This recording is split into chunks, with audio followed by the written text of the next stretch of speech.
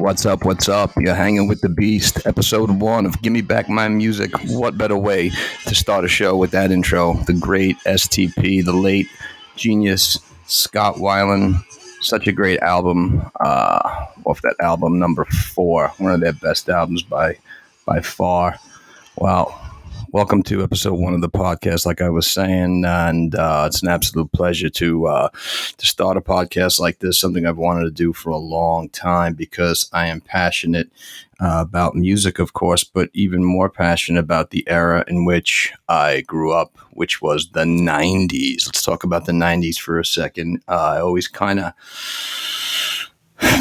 talk about the 90s as if it was my 60s. So for those people who grew up in the era of, from 1960 all the way up to 1969 and lived through Woodstock and whatnot, if you grew up in the 90s, preferably from early, obviously 1990 on to 1999, you would have been lucky to have heard and seen so many wonderful artists in the music world and lived through part of the world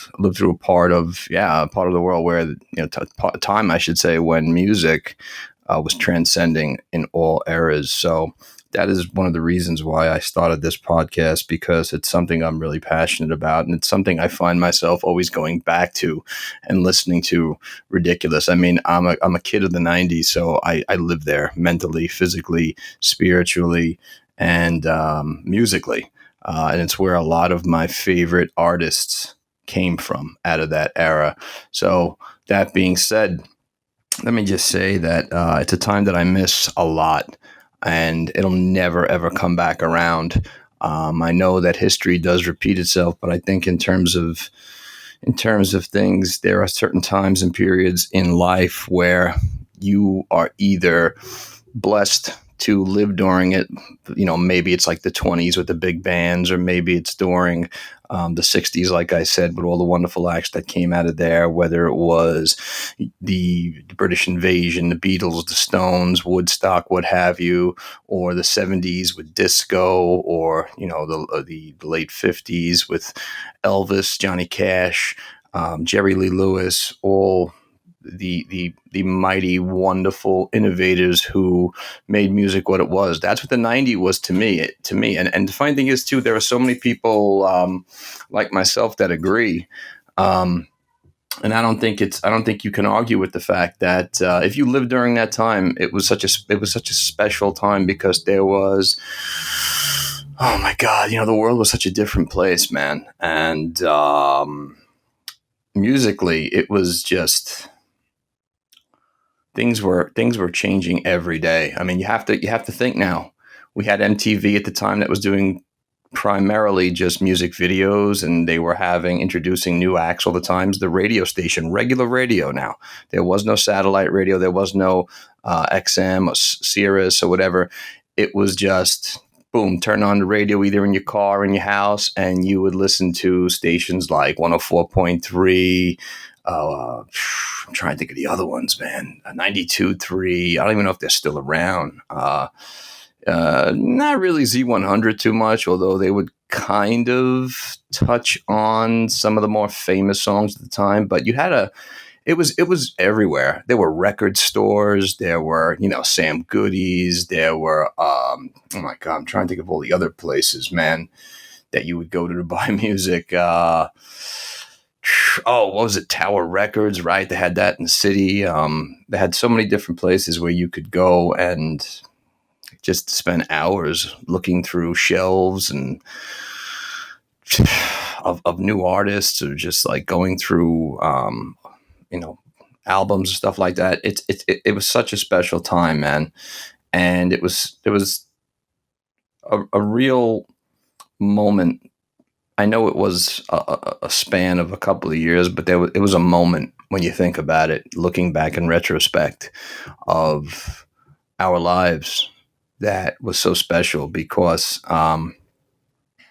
if you do what I do and you kind of freeze yourself within a certain time, it seems so long and it seems so special. Yet when you fast forward to the current time that you're that you're in, it doesn't seem like it was that long at all. But that being said, man, that's what the 90s were. And I really feel bad for the people who didn't have, it wasn't their fault if they didn't experience it, if they obviously weren't born during that time, or they just, I think it'd be worse, of course, if they just weren't into it, didn't pay it any mind, than, not being born during it, because that they had no control of course. But yeah, man,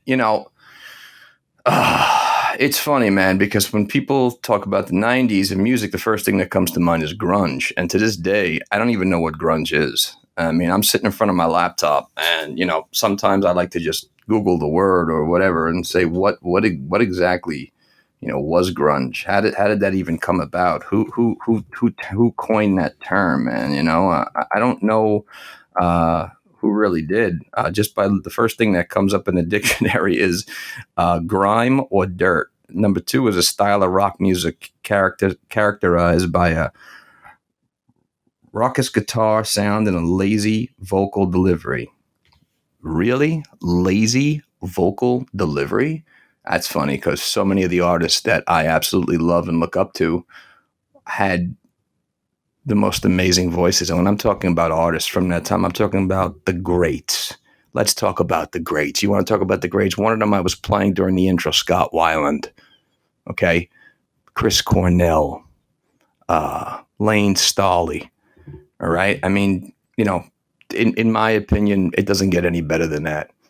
Okay. Three mega beasts when it comes to lead singers and voices that could never be copied, or that we'll never hear again. Sounds that were created from the bands they played in, whether it was Soundgarden with Cornell, STP with Scott Weiland, or Alice in Chains from with Lane Staley. Three groups that we'll never hear that sound again. They were one of a kind, and living through that time, when you first heard it, it was like nothing you ever heard of. And I know right away, look, people always mention Nirvana.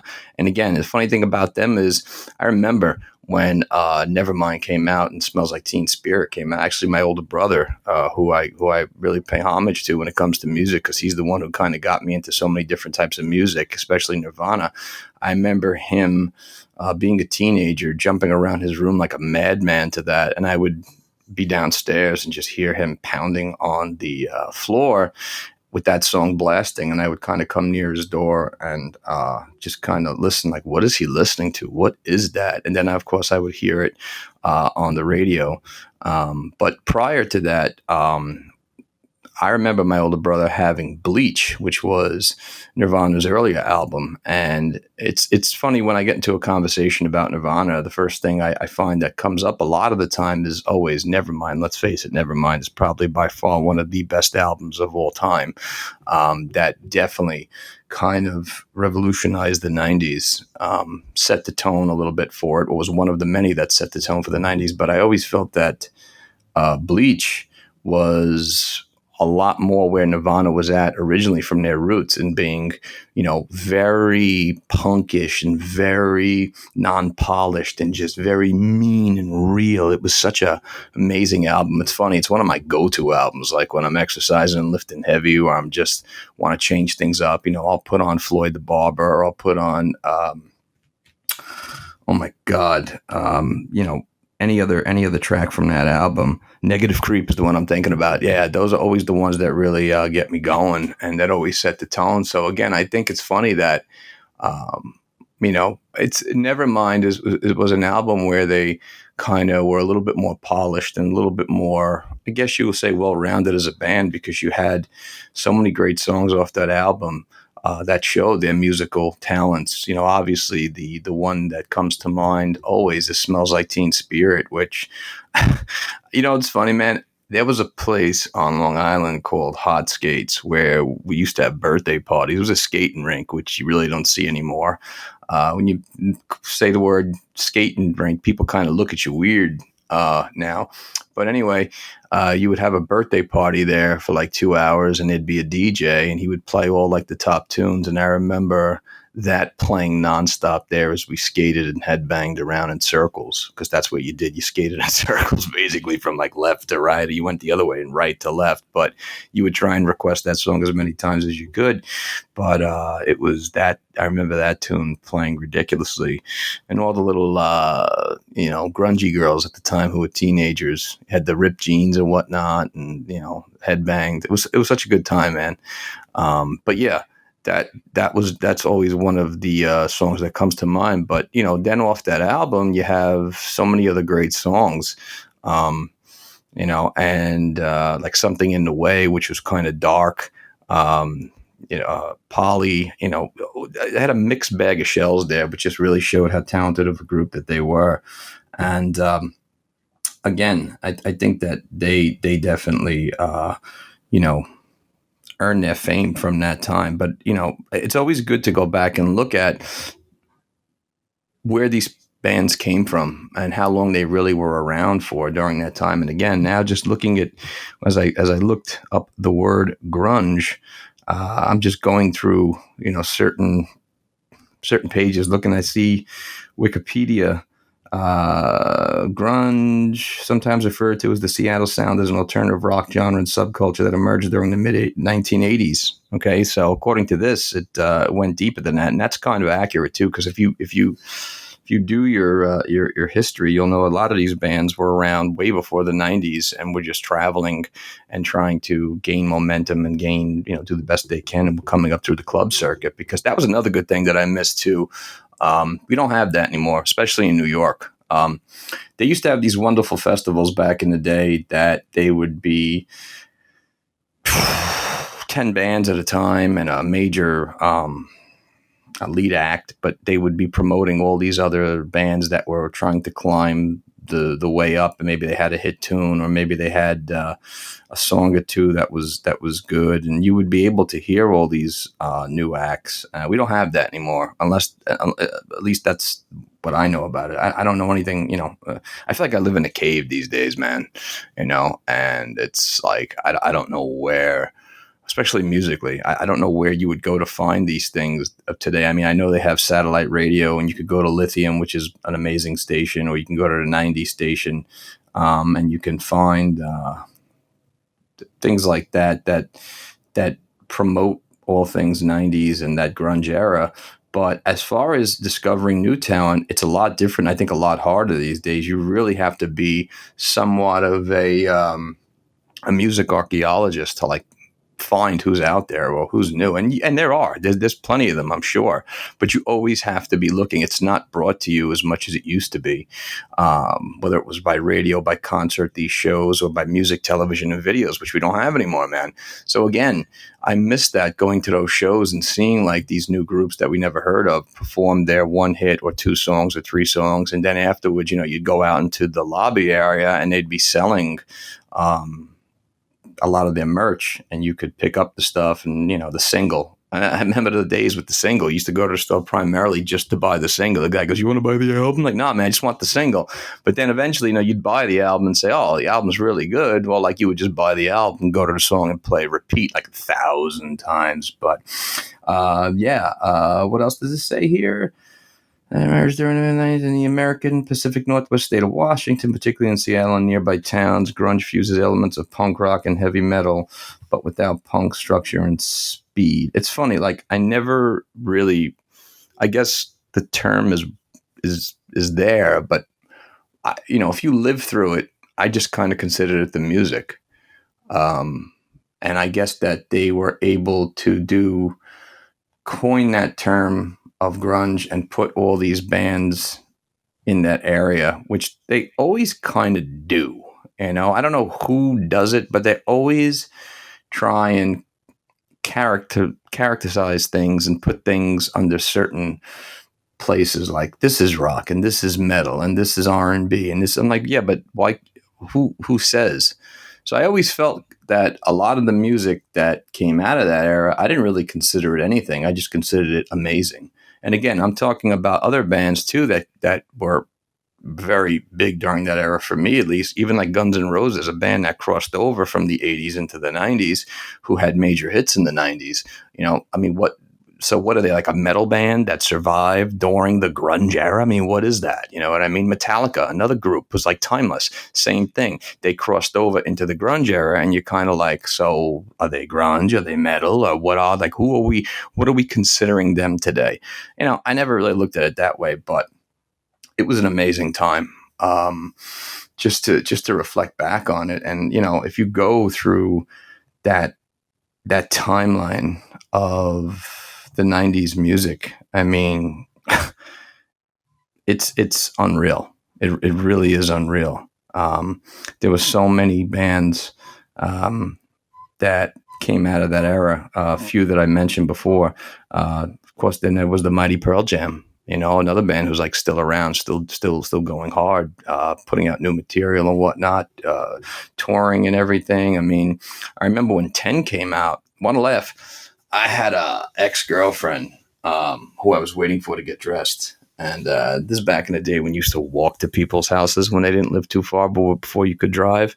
And I remember kind of coming up her block, and she was super cool because she was into like the same music I was. And um, I heard Pearl Jam playing. She had Even Flow blasting at her house while she got dressed. I never had heard it before. And I remember saying, what's that group you're listening to? And she's like, oh, that's Pearl Jam from the album 10. And of course, then came Jeremy and, you know, all the other hits they had off there. Yeah, they were another group that you know, came about from that time. But of course, you know, there's always a backstory to these groups, as I said before, and they were going, you know, they were in the game long before the 90s came upon. They were just, you know, working hard to get to where they were. They had gone through so much. Again, if you lived during that time, like I did, you kind of saw so many different wonderful acts. Hole, a group I loved really a lot and still do to this day. I don't think they're together anymore, but of course, you know, Hole was Courtney Love was the lead singer. She was Kurt Cobain, lead singer of Nirvana's wife, and them too, man. They had a unique sound like I had never heard. And it was really cool too because she was one badass female lead singer, something that we didn't really have at that time, I don't think, to that extent. You know, I mean, I remember their live concerts. Like, I mean, they were no joke. She was no joke. So many good songs. You know, I think they only had 3 albums total. But yeah, they're one of the one that sticks out during that time too. And then, you know, there were acts that weren't, I guess, maybe considered, like, maybe they didn't make it as big as other groups, but they had a lot of good hits, or 1 or 2 hits during that time. And, you know, they were able to kind of, you know, ride that all the way down. You know, Candlebox was another group I remember during that time, man. I think it was like 94 and 95 when they were like gaining momentum. It's funny that for some reason, that band brings back so many memories. Whether it was, you know, Far Behind You, or it brings back memories of a lot of things. Just thinking about that band, I think that was off like their main album, Candlebox, in 1993. So yeah, man, there were so many groups like that either had, you know, a extreme amount of hits and that like lasted time, or maybe they had, you know, a smaller amount that are still huge, or in that 90s time were mega hits. Bush is another band that comes to mind. I remember 94 it had to be, hearing them for the first time, man.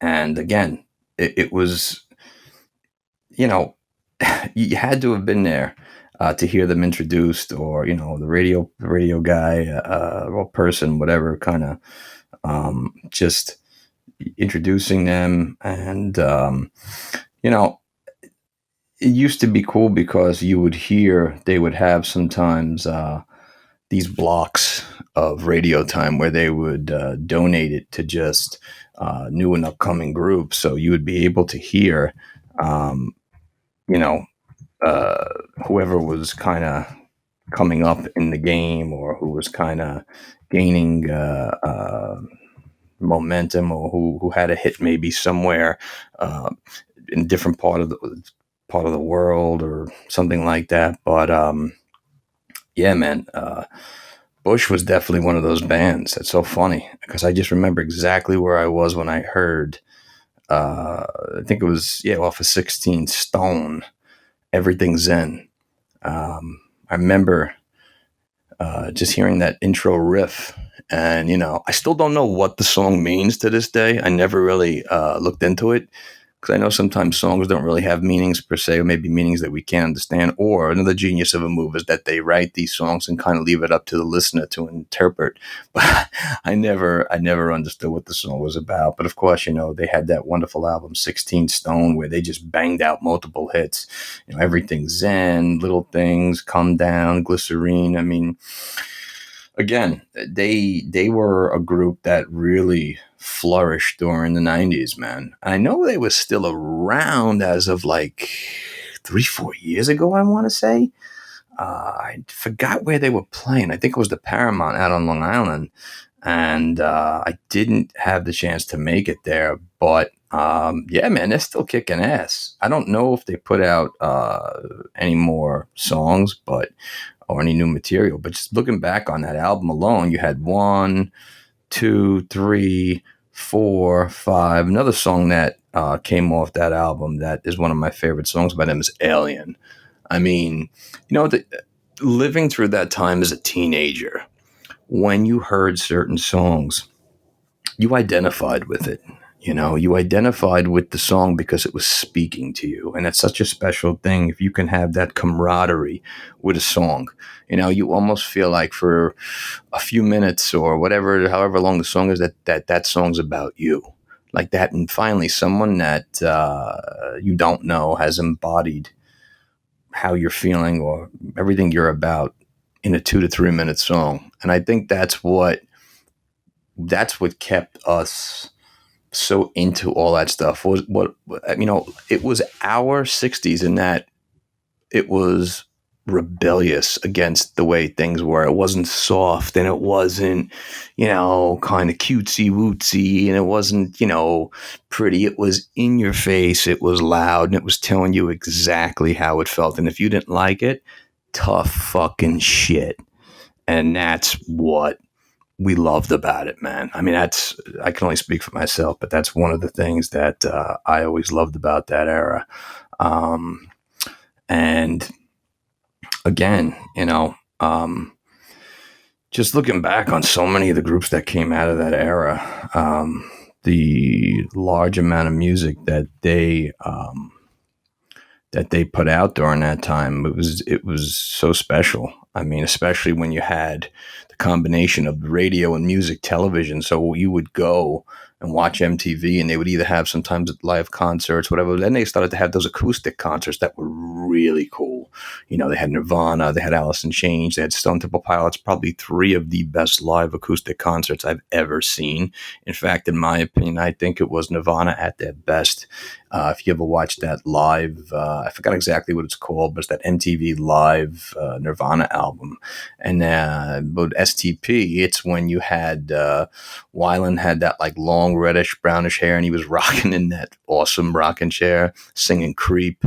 And for Alice in Chains, I mean, oh man, it's such a great album. If you have not heard anything from there, if you don't have those albums, you definitely got to listen to them. But yeah, you had the combination of the live radio, the concerts, and music television, so it was everywhere. And then you had the music videos, which was awesome. That's something I miss so much, is music videos more than anything. And there were so many that inspired and like got you into the song itself, or like if you didn't dig the song, you really dug the video. um oh man, they had some really cool VJs back in the day that would introduce new artists, and it was such a special time, man. It really was. But yeah, I mean, that's why I created this podcast, man, because I just wanted to express how special of a time it was for myself growing up as a teenager, as an angry, rebellious, misunderstood, confused, insecure teenager who couldn't really get a grip on their emotions. But the music was always there to kind of support you, and kind of pat you on the back a little bit during that time. And it kind of was like the soundtrack to our lives if you lived during that time, if they were going to make a movie out of your life. The 90s was the soundtrack to that. I remember Soundgarden, um, blowing up, of course, during that time. It's funny. A memory that sticks out in my mind, another one was when they had Black Hole Sun had come out. And I remember, uh, how it wasn't just boys like myself singing, it was boys and certain boys and girls that loved it, and you would watch the video because they'd play it 1,000 times, especially when a song was really hot. They would play the video 10 million times, and you would, memorize the song as best you could, or, come to school the next day and talk about, did you see they played it like 50 times on, I don't know, MTV last night, whatever. And, then you would all kind of, at the time, or you would, we went on a school trip. I remember going on school trips listening to Black Hole Sun over and over and over in my earphones, or kind of sharing it with somebody else. I had one of the things in my ears and they had the other. So I remember when they came on the scene. I remember when Super Unknown got released in '94. And again, it's one of those albums that stands the test of time with the many wonderful hits that it had on it. I mean, they were just popping them out. The way I got into them is funny because I don't know if you remember the box. The box was like, I don't know how I would describe it, but it was like a MTV without like the VJs and like the live shows and commercials. It basically looked like a big jukebox, and you would see like all these songs and the artists who sang it, and you could call in, I think it was, and you could select it and they would play the video. Well, I always remember seeing Spoon Man by Soundgarden on there, and that's where I first saw the video. And there's that one part where I forgot the dude's name, who's the actual Spoon Man, who just goes into that crazy riff when he's just playing the spoon. He does that crazy dance. That's when I first actually experienced Soundgarden, was hearing that song, and I was hooked right away, man. But that album was like a no joke ass kicker.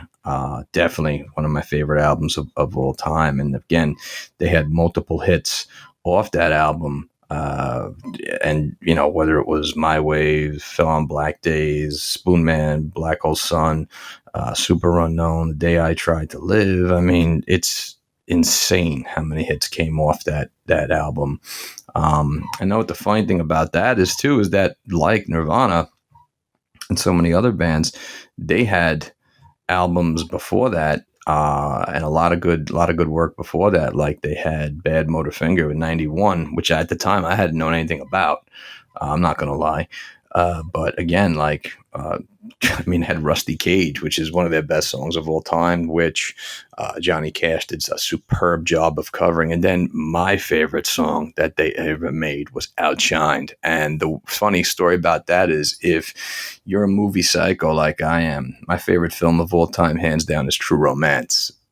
Anyone ever asked me that question, what's your favorite movie of all time? Boom, right away I answer, because that's my favorite movie of all time. And there's that wonderful, memorable, phenomenal, amazing scene when a very young Brad Pitt, Floyd, is high as a kite, smoking out of a bong, and all like the mobsters come into his apartment, and they're looking for Christian Slater and Patricia Arquette, and Outshined is playing. That's how. It's not actually how I got into it, but I remember hearing that and then watching the movie and like, oh, damn, like that was in that. I had no idea. And that was like before they became really big. So that was a great song off that album. Slaves and Bulldozers is a killer tune. A killer tune. Jesus Christ Pose, again, one of my favorite songs. So they had hits, man. They had hits way before, super unknown. And then, of course, they went on to do Down on the Upside and whatnot. And they had that other album, King Animal Rule. And I never actually really heard, to tell you the truth. But I remember that when it came out.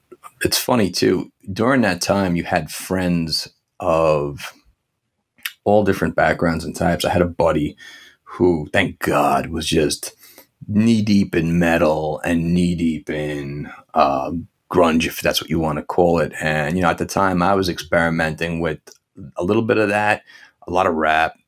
And look, I'm not gonna lie. I like some soft ass shit too. Okay. I love music of all kinds. I do. I dug it. But I remember he was like my brother. We used to hang out religiously, and every time we hung out, he would always have a Walkman. And I know younger people don't know what the hell I'm talking about when I say a Walkman.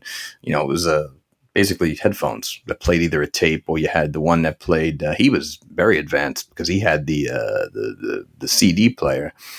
And I remember at the time he had Alice in Chains. He had an Alice in Chains album. I don't remember which one it was, but I always used to like say, "What are you listening to? What are you listening to? What are you listening to?" And he would always say, "You're not going to like it. You're not going to like it. You're not going to like it," because we would always go back and forth. And you know, I'd like, "Yo, you like rap? You heard that song?" And he's like, "No, no, no." And then we were always like, "What is he listening to, man? What is he listening to?" But lo and behold, I think he either had a copy of Dirt or Jar of Flies. I want to say it was Dirt because Jar of Flies I got into on my own from seeing the video, or one of the videos, I Stay Away, which I loved, and hearing No Excuses on the radio. I think he had Dirt in his CD player. And then once he knew I was into those other two songs, he would, you know, open up and be like, "Oh, I'm listening to this," you know, and I'm like, "Oh, that's ridiculous." I remember him singing Them Bones always, and that's how I got hooked on it. So I always, I always remember the experience of finding Alice in Chains to my buddy. And again, I used to call him Lane Staley actually because he looked just like him. He used to wear the bandana and he used to have the long hair and shit like that. But yeah, that's a group too that, in my opinion, never got the due they deserved. They're timeless. Lane Staley had a voice unlike anything I think that ever was. It was haunting. It was, oh man, the guy could sing anything, you know, just anything. His voice just kind of fit whatever they were going to do. Such a talent, you know, just such a talent in the group. I mean, man, Jerry Cantrell, Lane Staley, Sean Kinney, Mike Starr. I mean, you know, Cantrell, one of the best guitar players of all time, hands down. You put that combination of talent in the room and all the hits they were able to get out. For some reason, man, like I just think that in the in the bird's eye view of things, I always felt they never got their due, and I don't understand why. Like I don't think there's ever been a group like them, man. I mean, you think about all the hits they had. Them Bones, Rain When I Die is by far one of my favorite tunes. Down in a Hole, Rooster, Dirt, you know, Angry Chair, Wood. The hits just were just popping out everywhere, and they were on the radio too. That's another thing. Like they were all over. They were on the radio. And then, of course, like, you know, they had, which was one of my favorite albums afterwards, was just Alice in Chains with that three-legged dog on it, which is just a badass cover. You want to laugh. My middle brother had a girlfriend, and at the time, all I would sing was Heaven Beside You. I mean, over and over and over. I mean, repeatedly. And she would always laugh. To this day, so many years later, you know, she's married with a family. My brother's married with a family, and we'll go back and forth sometimes on social media. And I'll just say, "Do you remember?" She's like, "Yep, all the time. I remember you singing those lyrics, man." But yeah, it's one of my favorite albums. You know, Grind, Heaven Beside You. Again, you know, again, I keep saying it and I keep being repetitive. But if you didn't live during that time, you really have to go back in time and experience it for yourself. And I think for the younger generation of today, it's so important that they do so, especially if they hold music as important in their lives as I do. You really have to go back and see what the 90s were like, because musically, it was a time that was on fire with talent. And you'll never have that again. Another band during that time, which was huge, Smashing Pumpkins. And it's funny. I remember 1979 came out on that double album, Melancholy and the Infinite Sadness. I think I was a sophomore in high school. And when I tell you, they would play that song 50 times a day on the radio. So you had no choice but to listen to it. And it was like all over. And it became like everybody had that song on. I think it's probably one of the most famous songs that identify with the 90s, if I had to think of one. But yeah, the Pumpkins were huge during that time. That's a band I never had the pleasure to see. I wanted to. They were a very interesting group, too. I know Billy Corgan, their lead singer, is still going strong today. I think he put that band back together. I don't know. They had a lot of talented musicians in that band. But again, I remember actually going to the music store up by me. It was called Music Station. It was on Cross Bay Boulevard in Howard Beach, and they had some cool people that worked there. And I remember going in looking for the album Siamese Dream, which wasn't their first album, but it was the one that's the one I bought that I got into them. And it's a great album, man. A lot of good hits came off that, and again, so many cool videos came off that. It came from that, like Today and Disarm. I mean, they're two of the more famous videos I could think of from the Smashing Pumpkins band from that era. Today's that really cool video with him in the ice cream truck, and Disarm is like crazy depressive black and white, almost like a David Lynch movie type of thing going on there. One of the songs that I really loved that got me into them was Cherub Rock off that album. And then, of course, like I said, their second album, I'm sorry, their third album, Melancholy and the Infinite Sadness, just blew the doors off everything.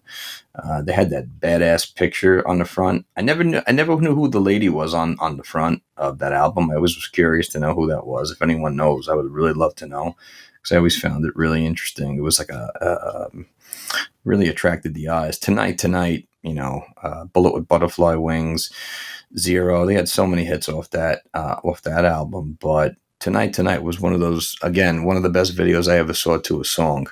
It was like that whole, what's that movie called, Trip to the Moon or something like that? They had that whole thing going on there, so that was great. And then there was disc 2 that had 33 rather, and 1979, and God, so many other hits off that album. And they had a ton of hits, ton of albums, man. They had Adore, Machina, The Machines of God. I mean, just going over all these albums they had. You want to laugh? I heard an interview with him. I think it was on Joe Rogan and Howard Stern, Billy Corgan. Man, what a cerebral guy. Like, if I was a young musician, he's one of the guys I would definitely seek out to talk to about the business and just going through the ups and downs and what direction I should be going in, what I should be doing. I mean, he's a super cerebral guy when it comes to music and just the business as a whole. I mean, wow, I was really impressed by him, man. Yeah, they're one of the groups that were huge during that time. I was actually having a conversation with a buddy not too long ago, and it's funny. It was freshman year of high school, so I think it was 94, 95, and that's when Green Day got huge. When I say huge, I mean you couldn't go anywhere without hearing them, whether it was MTV, VH1, the radio. Green Day was like a fever that started and just spread everywhere. I remember people dyeing their hair green. The girls, the really cool, badass punk girls dyeing their hair green. My middle brother had the Dookie shirt, which at the time, being an idiot that I am, I didn't know what the hell Dookie was. It was him basically telling me, "Oh, it's shit." I'm like, "Oh, it's shit. That's okay." But I remember fighting over with him to see if I could borrow that shirt to wear it when we had to dress down for high school and shit. Because I didn't, I did not own Green Day shirt. But yeah, I remember when they came on the scene. And again, if you lived during that time and you were into the music, even if you weren't into the music, I think you just knew exactly what I'm talking about. It was crazy, man. They came on like just, it was everywhere. I mean, oh my God. That album was just exploded, man. That was in 94, and they had all those hits from that album. I remember the first one, of course, that came off the album that I remember, I think was Longview. Because again, it was in my freshman year of high school, so I just remember hearing that. And then I remember when the Welcome to Paradise, no, I'm sorry, Basket Case video came out. Again, that same cool ass girlfriend that I had back in the day with Pearl Jam introduced me to them. We were watching that video on MTV. I remember her and I would kind of always mimic the guitar riffs in that song to each other over the phone. Loser that I was. But yeah, that album was just killer, man. Longview, Welcome to Paradise, Basket Case, She, When I Come Around. When I Come Around, I remember, for the first time hearing that, you know. And again, I think that I'm not a huge Green Day fan, but I will say this. I always give due and I always give proper due to where it's deserved. And I think they had a hand in shaping the 90s in a punk type of way. They kind of brought that cool ass punk style with them. And it was already there, but it transcended things for the younger generation, like myself at the time. Um, and everything else after that is just history. I mean, the band went on to have what they have a Broadway play based off of one of their albums. But again, them too. They had Kerplunk and 39 Smooth before Dookie, but I've always there was a lot of songs I liked by them that you know um, may not have been major commercial hits, but I loved, man. One of them was Nice Guys Finish. Was it Nice Guys Finish Last? I think from what was that movie? Varsity Blues. I think it was from that movie. That was one of my favorite tunes by them. I remember, yeah, it was Nice Guys Finish. I remember watching them at, this is crazy funny, 1994's Woodstock. Were they at 94 Woodstock? I want to say they were. And that's when I think people were like throwing mud at them or whatever. I think it was 94 Woodstock. I remember watching that.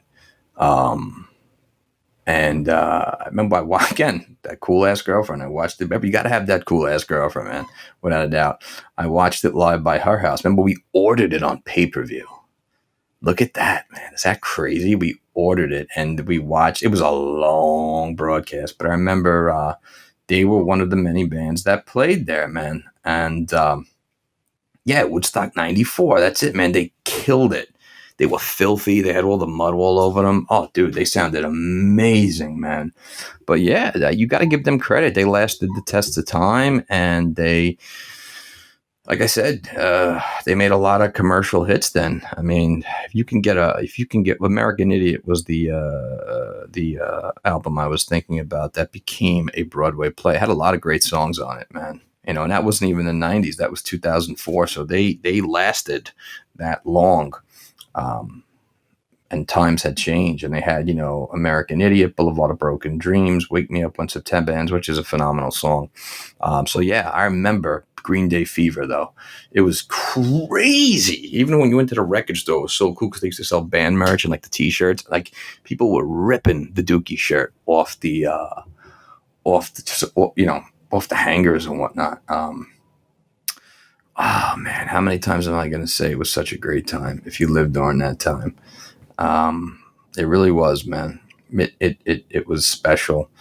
Thinking back, some of the other bands, I remember the first time I ever heard Radiohead, and that had to be 93, I want to say. And of course, I'm talking about their great hit, Creep. Again, I remember watching the video, and I remember, I think it was on the box I watched. Was it the video or just hearing the song? I remember hearing the song and trying to actually memorize the lyrics, which was always kind of interesting because I didn't know if I was right or wrong. I just tried to come as close to what I heard as possible. And I don't know. I don't know if I was right, but I hope so. And again, I don't think it was. I think it was just the sound, like that rebellious sound that they had, that really connected with people. And yeah, I remember, he had a Tom York had a killer voice, man.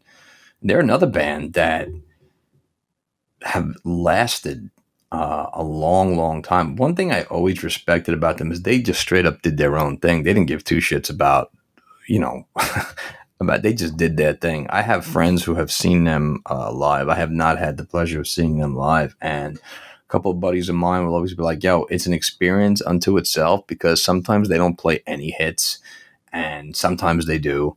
But again, like, I think that they're a very unique group. He's a very unique individual, man, like a true artist that, has his own way of doing things and just sees things the way they should be. We need people like that.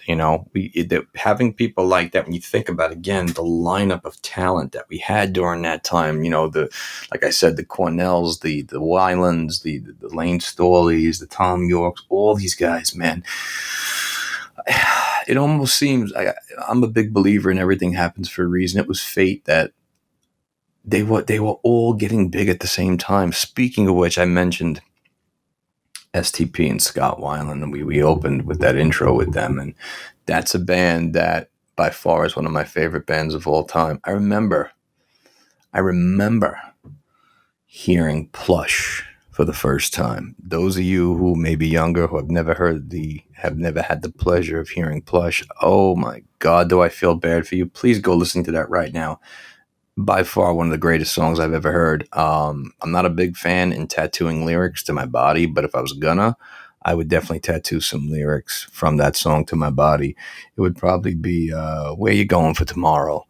I remember memorizing that song. I think I was in 8th grade at the time, and I went to a Catholic school, so it wasn't really that tight, but I remember singing that song over and over and over and over again, and getting a lot of people. I got a couple of cats into it who had no idea what rock or grunge or STP was, and they actually dug it. I remember wearing that album out to a T. I remember listening to Plush over and over and over and over and over and over and over again on the radio, because it was always on the greatest hits. I'm sorry, on whatever had reached the charts, whatever, it was always there. But by far one of the greatest bands of all time. In fact, another one of the bands, much like Alice in Chains, that I feel never got to do they deserved. And it's funny with them, whether it was Core, Purple, what was it? Tiny Gifts, songs from the Vatican Gift Shop, Four, even their 5th album, Shangri-La Di Da. Every album was killer. Every song was killer. Their catalog is huge. I had the pleasure of seeing, and again, I had the pleasure of seeing them live. And what I wanted to say was, a lot of the times when you really want to see how good a band is, you'll go to see them live, because they say that if they're really good live, then they're legit. Sometimes, of course, with what you hear on the radio could be polished and whatever, and especially these days. But if you really wanted to see how good they were, you'd go to see them live. And I saw them at the Nassau Coliseum the same day that Marilyn Manson's Jesus, what is it called? Not Jesus Christ Superstar, way off that one. Antichrist, whatever it was, Superstar came out, and my buddies and I went to see them, and they were amazing. And then I had the pleasure of seeing them again at Dysfunctional Family Picnic, where they were touring with Number 4. I think they were a surprise act, I want to say. They owned the show. And then I saw them again a couple years later, when they had reformed the band the first time after Weiland and them split. Phenomenal. One of the things I do regret in life was not being able to see Scott Weiland tour when he had his first solo album, 12 Ball Blues, which is an amazing album. I had tickets, want to laugh, but that's when he got in trouble for drugs, and they canceled all the tours. I was pissed big time. I loved that album. So again, like I said, just an extraordinary amount of talent for a group. And I just, to me, it's just like they are one of the founding fathers of that era. I mean, he as a performer, it's, if you have never seen or heard of him, go watch videos, start from the beginning, watch videos of Plush, watch videos of Wicked Garden, and then go through the albums and watch certain videos or interviews or live concerts, how he transcended from, the grunge guy, whatever you want to call it. And then, with each album he changed. I remember seeing him live, and then he could dance. He was a mix of David Bowie, Jim Morrison, and probably Iggy Pop. If I had a combine, he had all that within him. I was so bummed when he died. It was horrible, man. It was a horrible feeling. And that's another thing too. So many of these people that had a hand in sculpting the music to my life and to so many others that lived during that time have died, which sucks. Absolutely sucks, man. Whether it was Scott Weiland, Lane Staley, Kurt Cobain, God, so many more, man. It's amazing how many of them have died, and it's funny too. Like it's nothing new, I guess, unfortunately, in the world of music, because how many lead singers or musicians had died in the '60s, right? Whether it was Jimi Hendrix, Mama Cass, Brian Jones from the Stones, so many others that went way too early, and it's horrible to think that, can you imagine what they still had in them and what was yet to come? But you always kind of reflect back on the short time that they were here and the amazing body of work that they were able to put out during that time. But Weiland, man, was a beast all to his own. I think by far he's one of my favorite musicians and lead singers of all time. I put him right up there with Jim Morrison, two guys who I hold very, very dearly in my musical soul. I remember trying to dance like him. I remember trying to be like him with the spiky ass hair. He had a voice unlike no other. And it's funny too, like you saw his voice change over the years. If you listen to the different albums, I think that each album told its own separate story. And again, the catalog of songs they had from those albums were amazing. The first two, I think, sound similar, but not really. The first one is really just captures the moment. I think it just is, Dead and Bloated and a sex type thing. And I mean, oh man, what an album. I can go back and listen to that album any day of the week and just press play from track one all the way down to the last track. And then the same thing with the second album. I mean, Purple, Vaseline, Army Ants, Silver Gun Superman, you name it. The third album, I think, is when they really started to come into their own they could do anything. I mean, Lady Picture Show is just one of the altogether great musical songs, I think, of that era. It's just, I don't even think there's a category for it, how good it is. One of the songs I love off that album the most is Daisy, which is the instrumental with the guitar. I remember seeing that done live.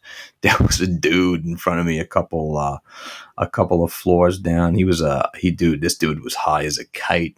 I'd like to have some of what he was on. I remember him just kind of rocking he stood up in front of everyone. He was just rocking his head to the guitar. It was one of the best non-vocal songs of all times. It's such a great song. And then there was that period where they broke up for a while, and then they had Four, and Four was an ass kicker. It's an ass kicker. In fact, my brother-in-law, who's grew up the same period I do, him and I, have conversations about how Four could have been maybe their best album. I mean, it's very arguable because all the albums they had were really good, but Four was an ass kicker. And I remember seeing them tour with Four, and they were back. I don't think he was using drugs at the time. He looked great. He was in great shape. He was shredded. They were so in tune. They were killers on that. And then, Shangri-La-Dee-Da never gets it due. Shangri-La-Dee-Da to me just doesn't get its due. It's such a great album. It's different. I don't think it's what people expected. You have to give that 2 and 3 and 4 listens to really appreciate it, because there are some amazing songs off that album that just don't get their due. But oh man, what a time. But again, that's why I created this podcast, just to talk about the 90s. all things 90s, all music 90s, and just reflect and go back and talk about some of the great bands and the great musicians and the great songs that were written, and just the clothing, the television, the movies, the way the world is. It was a better place. And the music helped it be a better place. And the inspiration that the music gave to our lives, the meaning that it meant to us who recognized it meant everything to us. So I want to thank you for listening to episode 1. It'll be episode 2 should be coming very soon. I'm going to take us out with a little more STP if you do not mind. God bless. Be well. See ya.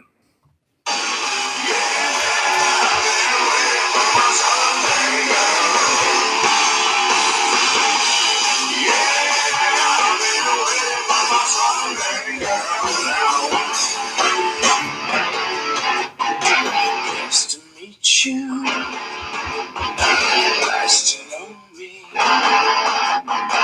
What's the message? Where you should